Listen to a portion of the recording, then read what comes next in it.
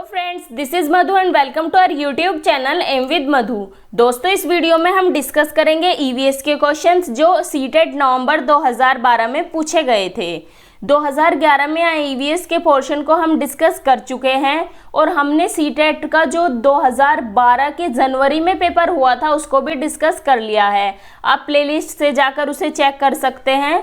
और हम साथ में एनसीईआरटी से कंटेंट भी कवर कर रहे हैं जो 15 मार्क्स का आता है, उसे भी आप प्लेलिस्ट में जाकर देख सकते हैं। तो चलिए डिस्कस करते हैं कुछ क्वेश्चंस।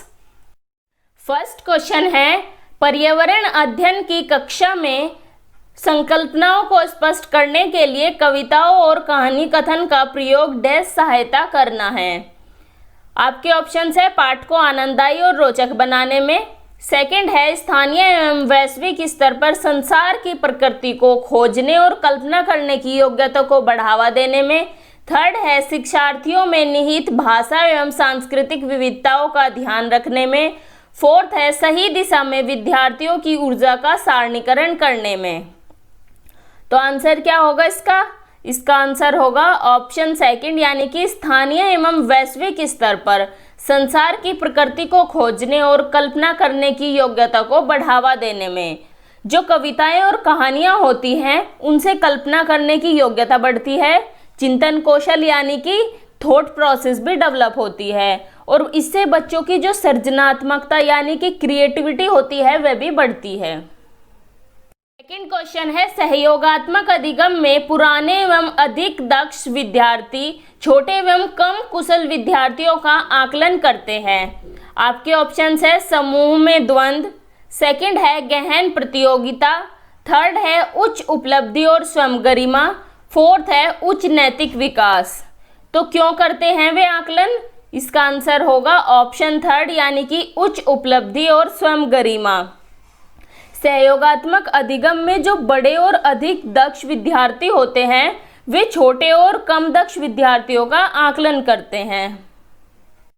थर्ड क्वेश्चन है, सीमा प्रत्येक पाठ को रटकर तुरंत सीख लेती है जबकि लीना चर्चा एवं ब्रेन स्टॉर्मिंग यानी कि मस्तिष्क आलोडन के बाद प्रत्येक पाठ को समझती है। यह डैश के विकासात्मक सिद्धांत की ओर संकेत करता है। तो आपके ऑप्शंस है सामान्य से विशिष्ट की ओर, निरंतरता, अंतः संबंध, फोर्थ है व्यक्तिक भिन्नताओं। अब ये जो सीमा और लीना है ये इन दोनों के पढ़ने में काफ़ी डिफरेंस है। जो सीमा है वह पाठ को रटकर पढ़ती है, लेकिन जो लीना है वो उसको समझकर यानी कि ब्रेन स्टॉर्मिंग के द्वारा पढ़ती है। तो ये किस चीज़ की ओर इंगित करता है, क्या डिफरेंस है सीमा और लीना में? इसका आंसर होगा ऑप्शन फोर्थ, यानी कि व्यक्तिगत विभिन्नताओं। आपको पता है कोई भी दो व्यक्ति समान नहीं हो सकते। कहने का मतलब है कि हर व्यक्ति की अपनी अलग आदत होती है, विचार अलग होते हैं, रहन सहन, तौर तरीके, हर चीज़ों में भिन्नता होती है। इसलिए सीमा के पढ़ने का तरीका अलग है और लीना के पढ़ने का तरीका अलग है। नेक्स्ट क्वेश्चन है, निम्नलिखित में से रोगों का वह समूह चुनिए जो मच्छरों से फैलता है। आपके ऑप्शंस है डेंगू, मलेरिया, चिकनगुनिया, सेकंड है मलेरिया, हैजा, मियादी बुखार, थर्ड है मलेरिया, डेंगू, हैजा, फोर्थ है मलेरिया, चिकनगुनिया और मियादी बुखार। तो मच्छरों से कौन सा समूह है जो मच्छरों से फैलता है? ऑप्शन फर्स्ट, यानी कि डेंगू, मलेरिया और चिकनगुनिया। अच्छा, एक क्वेश्चन और बन सकता है यहाँ से कि डेंगू किस मच्छर के काटने से होता है? किस मच्छर के काटने से होता है डेंगू? मादा मच्छर, एडीज इजिप्ट मादा मच्छर, एडीज इजिप्टी मादा मच्छर के काटने से डेंगू होता है।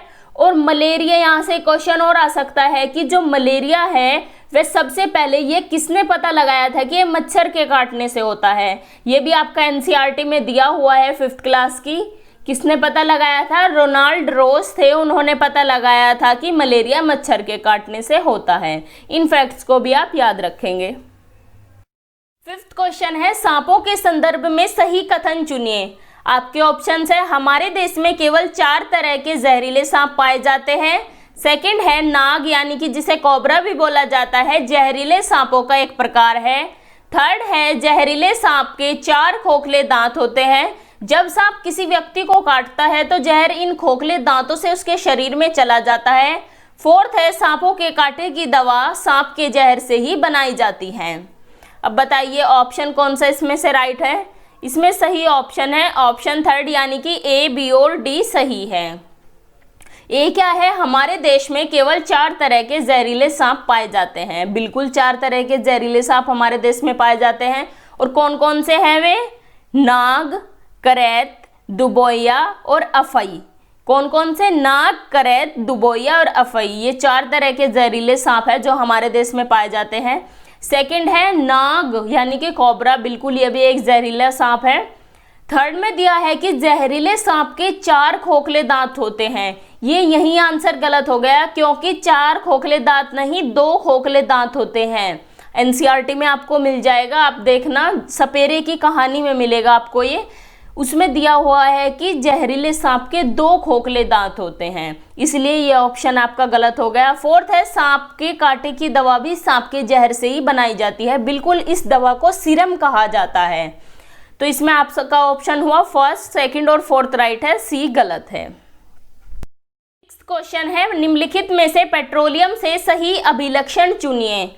आपके ऑप्शंस है अच्छी गंध का पतला नीला रंगीन द्रव, सेकंड है बिना गंध का गाढ़ा तथा गहरे रंग का तरल, थर्ड है बदबूदार गाढ़ा गहरे रंग का तेल, फोर्थ है बदबूदार पतला पीला द्रव। अब पेट्रोलियम कैसा होता है? पेट्रोलियम कैसा होता है? पेट्रोलियम होता है बदबूदार गाढ़ा और गहरे रंग का तेल। फर्स्ट ऑप्शन क्यों गलत है? क्योंकि इसमें अच्छी गंध का दिया हुआ है, सेकंड में बिना गंध का दिया गया है, और फोर्थ इसलिए गलत है क्योंकि इसमें पतला दिया गया है, लेकिन पेट्रोलियम गाढ़ा होता है। ठीक है। नेक्स्ट क्वेश्चन है मधुबनी चित्रों को बनाने के लिए चित्रकारों द्वारा उपयोग किए जाने वाले रंग होते हैं। आपके ऑप्शंस है सोने चांदी को घोलकर बनाए गए पेंट, सेकंड है पिसे हुए चावल के रंगीन घोल, थर्ड है विशेष प्रकार से बने पोस्टर रंग, फोर्थ है अति उत्तम गुणवत्ता के फाइबर पेंट। तो मधुबनी जो चित्र होते हैं वो किससे बनाए जाते हैं? वे नेचुरल कलर से बनाए जाते हैं। तो इसका आंसर कौन सा होगा? इसका आंसर होगा ऑप्शन सेकंड, यानी कि पिसे हुए चावल के रंगीन घोल। और एक क्वेश्चन यहाँ से और भी बन सकता है कि जो मधुबनी चित्रकला है वे किस राज्य से संबंधित है? तो किस राज्य से संबंधित है मधुबनी चित्रकला? बिहार से। ये भी आप पॉइंट याद रखेंगे, ये भी कई बार सीटेट में पूछा गया क्वेश्चन है, तो इसे भी आप याद रखना। नेक्स्ट क्वेश्चन है डिसलेक्सिया मुख्यतः डैश की समस्या के साथ संबंधित है। आपके ऑप्शंस है बोलने और सुनने, सेकंड है पढ़ने, थर्ड है सुनने, फोर्थ है बोलने। तो डिसलेक्सिया किससे संबंधित है? डिसलेक्सिया संबंधित है पढ़ने से। यहाँ मैं आपको डिसलेक्सिया के बारे में थोड़ा सा बता देती हूँ। इसकी एक अलग से वीडियो आपको मिल जाएगी, एक अलग से वीडियो बनाऊंगी इसकी, जिसमें सारे डिसऑर्डर्स, डिसलेक्सिया, अफेजिया, डिस्फेजिया, ये सारे आपको उस वीडियो में मैं समझा दूंगी। यहाँ आपको थोड़ा सा बता देती हूँ इसके बारे में। जो डिसलेक्सिया है वह बेसिकली पढ़ने से संबंधित है, और इसमें डिसलेक्सिया में बच्चा जो वर्ड्स होते हैं उनको समझ नहीं पाता है। जैसे कि जो डिसलेक्सिया से ग्रस्त बच्चा होता है वह जो सॉ होता है, SAW सॉ को वाज पढ़ता है, सा को वाज पढ़ता है, वह चीज़ों को समझ नहीं पाता, वह वर्ड्स का पैटर्न नहीं समझ पाता। इस वजह से डिसलेक्सिया संबंधित है पढ़ने से। नेक्स्ट क्वेश्चन है पर्यावरण अध्ययन की पाठ्य पुस्तक में अभ्यास एवं गतिविधियों को डैश उपलब्ध कराना चाहिए। आपके ऑप्शंस है प्रकरण में अंतःनिर्मित, सेकंड है पुस्तक में अलग अलग स्थानों पर, थर्ड है इकाई के अंत में, और फोर्थ है पाठ के अंत में। तो इसका आंसर क्या होगा? इसका आंसर होगा ऑप्शन फर्स्ट, यानी कि प्रकरण में अंतःनिर्मित। इसका मतलब है कि जब आप किसी टॉपिक को पढ़ाते हैं, बीच बीच में आपको बच्चों से प्रश्न करने चाहिए और एक्टिविटी भी करानी चाहिए। इससे बच्चा चीज़ों को जल्दी सीखता है। जब आप पढ़ाते समय बीच बीच में बच्चों से क्वेश्चंस पूछेंगे तो बच्चा एक्टिव रहेगा, तो और इससे लर्निंग भी ज़्यादा होगी, बच्चा ज़्यादा सीखेगा, सक्रिय होकर सीखेगा चीज़ों को। तो पाठ में जो अभ्यास और गतिविधियां है वह प्रकरण में अंतःनिर्मित होनी चाहिए। क्वेश्चन है पर्यावरण अध्ययन के शिक्षकों को आपके ऑप्शन है बच्चों के दृष्टिकोण को स्वीकार करना एवं सम्मान देना चाहिए। सेकंड है अभिभावकों के विचार को स्वीकार करना एवं सम्मान देना चाहिए। थर्ड है विशेषतः प्रयोगों पर ध्यान देना चाहिए। और फोर्थ है विशेषतः पुस्तकों और परीक्षाओं पर ध्यान देना चाहिए। तो इसका आंसर क्या होगा? इसका आंसर होगा ऑप्शन थर्ड, यानी कि विशेषतः प्रयोगों पर ध्यान देना चाहिए। अब आप यहाँ यह सोचोगे कि इसका आंसर फर्स्ट क्यों नहीं हुआ कि बच्चों के दृष्टिकोण को स्वीकार करना एवं उसका सम्मान करना चाहिए। इसमें ऑप्शन फर्स्ट इसलिए नहीं हुआ क्योंकि इसमें दिया हुआ है कि बच्चों के दृष्टिकोण को स्वीकार करना। हम उस दृष्टिकोण को सम्मान तो दे सकते हैं लेकिन स्वीकार नहीं कर सकते, क्योंकि ऐसा होता है कि हमेशा बच्चों का दृष्टिकोण सही नहीं होता। क्योंकि जो बच्चे हैं, बच्चे तो यह भी बोलेंगे आपको कि जब मैं साइकिल चलाता हूँ तो पेड़ भी मेरे साथ चलते हैं, तो ये दृष्टिकोण सही थोड़ा ही ना है। तो इसी वजह से हम उनके दृष्टिकोण को सम्मान दे सकते हैं लेकिन स्वीकार नहीं कर सकते। तो इसका आंसर होगा ऑप्शन थर्ड, यानी कि विशेषतः प्रयोगों पर ध्यान देना चाहिए। नेक्स्ट क्वेश्चन है प्राथमिक स्तर पर बच्चे का आकलन करने का सर्वश्रेष्ठ तरीका है डैश का उपयोग करना। आपके ऑप्शन है गृह कार्य, योगात्मक कार्य, पोर्टफोलियो या फिर आवधिक परीक्षाएं। तो इसमें जो प्राथमिक स्तर के बच्चे होते हैं उनके आकलन करने का सबसे अच्छा तरीका कौन सा है? पोर्टफोलियो। अब पोर्टफोलियो क्या होता है? पोर्टफोलियो एक रिकॉर्ड है जिसमें विद्यार्थियों से संबंधित सभी महत्वपूर्ण जानकारी होती है। इससे बच्चे के कमजोर और मजबूत पक्षों का पता भी चल जाता है, इसलिए प्राथमिक स्तर पर यह आकलन का सर्वश्रेष्ठ तरीका है। नेक्स्ट क्वेश्चन है एक शिक्षक पढ़ाते समय श्रव्य दृश्य सामग्रियों एवं शारीरिक गतिविधियों का प्रयोग करता है क्योंकि ये आपके ऑप्शन है अधिगम वृद्धि में अधिकतम इंद्रियों का प्रयोग करते हैं। सेकंड है शिक्षक को आराम उपलब्ध कराते हैं। थर्ड है प्रभावी आकलन को सुगम बनाते हैं। फोर्थ है शिक्षार्थियों को दिशा परिवर्तन उपलब्ध कराते हैं। तो श्रव्य दृश्य सामग्री क्या काम करते हैं? इसका आंसर होगा ऑप्शन फर्स्ट, यानी कि अधिगम वृद्धि में अधिकतम इंद्रियों का प्रयोग करते हैं। जहां भी ऑडियो विजुअल टूल्स यानी कि श्रव्य दृश्य सामग्री और एक्टिविटीज का प्रयोग होगा वहां बच्चे इंद्रियों का उपयोग करके सीखेंगे और सीखना भी बच्चों का अधिक होगा, लर्निंग अधिक होगी इससे बच्चों की। क्वेश्चन है डैश के अलावा निम्नलिखित पर्यावरण अध्ययन पढ़ाने की विधियां हैं। फर्स्ट है सहयोगात्मक अधिगम, निर्देशित खोज, व्याख्यानों द्वारा स्पष्ट करने और समस्या समाधान। तो कौन सी नहीं है इसमें पर्यावरण अध्ययन पढ़ाने की विधि? ऑप्शन थर्ड, यानी कि व्याख्यानों द्वारा स्पष्ट करना। आपको पता है कि जो पर्यावरण अध्ययन है वह लेक्चर मेथड से पढ़ाया नहीं जा सकता, इसलिए इसका ऑप्शन थर्ड यानी कि व्याख्यानों द्वारा स्पष्ट करना ये बेस्ट है।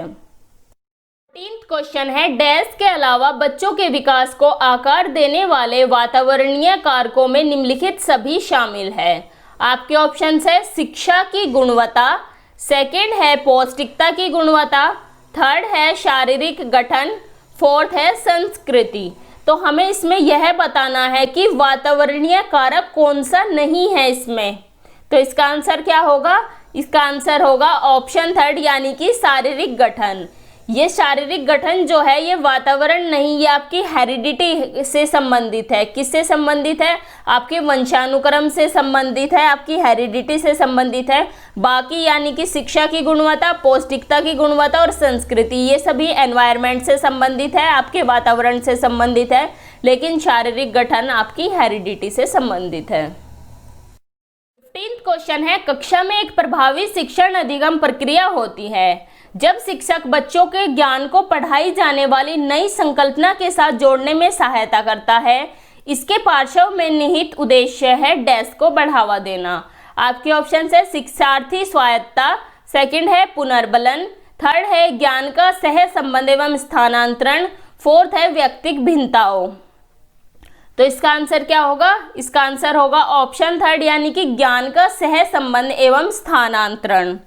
यहाँ ज्ञान नई संकल्पनाओं के साथ जोड़ा है, इससे ज्ञान का सहसंबंध और स्थानांतरण होगा।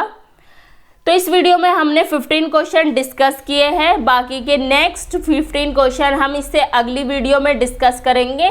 आप इन क्वेश्चन को अच्छे से करिए, दो बार वीडियो को देखकर समझकर सारे क्वेश्चंस को अपने क्लियर कर लीजिए। बाकी अगर कोई डाउट आता है वो आप कमेंट बॉक्स में पूछ सकते हैं। तो चलिए मिलते हैं आपसे नेक्स्ट वीडियो में। Thanks for watching. अगर आपको वीडियो अच्छी लगी हो तो इसे लाइक करें, अपने व्हाट्सएप स्टडी ग्रुप में शेयर करें और चैनल को सब्सक्राइब करें और साथ में बेल आइकन भी प्रेस कर दें, जिससे आपको वीडियो के लेटेस्ट नोटिफिकेशंस मिलते रहें।